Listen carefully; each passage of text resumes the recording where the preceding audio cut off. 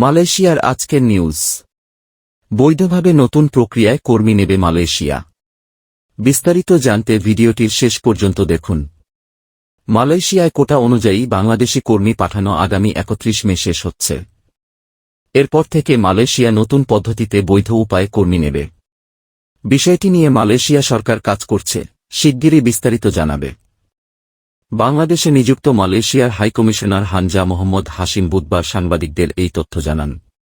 আগামী 31 মের মধ্যে মালয়েশিয়ায় কোটা অনুযায়ী সকল কর্মী পাঠাতে হবে। এরপর থেকে দেশটিতে কর্মী পাঠাতে নতুন প্রক্রিয়া ঠিক করবে মালয়েশিয়া। এমন পরিস্থিতিতে কুয়ালালামপুরগামী প্রচুর বাংলাদেশি কর্মীর ভিসাচট লেগে গেছে এবং বিমান ভাড়াও বেড়ে গেছে। মালয়েশিয়া সরকার এই সময় বাড়াবে কিনা এমন প্রশ্নের জবাবে বাংলাদেশে নিযুক্ত মালয়েশিয়ার হাইকমিশনার হানজা মোহাম্মদ হাশিম বুধবার বলেন, কর্মীদের কর্মপরিবেশ উন্নত করতে মালয়েশিয়া সরকার খুবই প্রতিজ্ঞাবদ্ধ এবং আন্তরিক। বিষয়গুলো আমরা যত্ন নিয়ে দেখছি। শ্রম বাজারের সিন্ডিকেট নিয়ে এক প্রশ্নের জবাবে হাইকমিশনার বলেন, বাংলাদেশ একমাত্র দেশ নয় যেখান থেকে মালয়েশিয়া কর্মী নিয়ে থাকে। মালয়েশিয়া বিশ্বের 5টি দেশ থেকে কর্মী সংগ্রহ করে।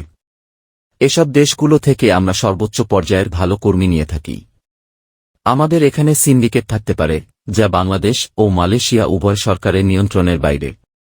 একটি বিষয়ে ওপেন সিক্রেট যে মালয়েশিয়ায় প্রচুর অবৈধ লোকজন বসবাস করছে। তাই মালয়েশিয়া সরকার দেশের জাতীয় নিরাপত্তা স্বার্থ এবং কর্মীদের নিরাপত্তা স্বার্থ বিবেচনা করে বিদেশি কর্মী সংক্রান্ত রিক্যালিব্রেশন প্রোগ্রাম নতুনভাবে সাজাচ্ছে। আমি বিশ্বাস করি যে এরপর থেকে অবৈধভাবে নিয়োগ প্রক্রিয়া বন্ধ হবে। ভবিষ্যতে যাতে কর্মীদের জীবন সুন্দর হয় সেজন্য আমরা প্রতিজ্ঞাবদ্ধ। তবে এই বিষয়ে উভয় দেশের সরকারকেই কাজ করতে হবে। আশা করছি যে সামনে বাংলাদেশ থেকে যারা কুয়ালালামপুরে যাবে তারা উন্নত পরিবেশ পাবে। আমরা এই মুহূর্তে বিষয়টি নিয়ে কাজ করছি, আমাদের একটু সুযোগ দিতে হবে। আমাদের দুই সরকারের মধ্যে সহযোগিতামূলক সম্পর্ক বিদ্যমান।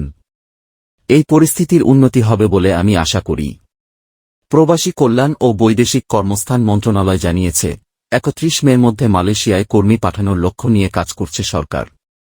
কূটনৈতিক বিটের সংগঠন ডিক্লাব সদস্যদের সঙ্গে মালয়েশিয়া হাইকমিশনে বুধবার আলাপকালে হাইকমিশনার হানজা মোহাম্মদ হাশিম বলেন যে মালয়েশিয়া শিক্ষা, বাণিজ্য, পর্যটন এবং চিকিৎসাতে ইস্যু বাংলাদেশের সঙ্গে আরও নিবিড় সম্পর্ক গড়তে চায়।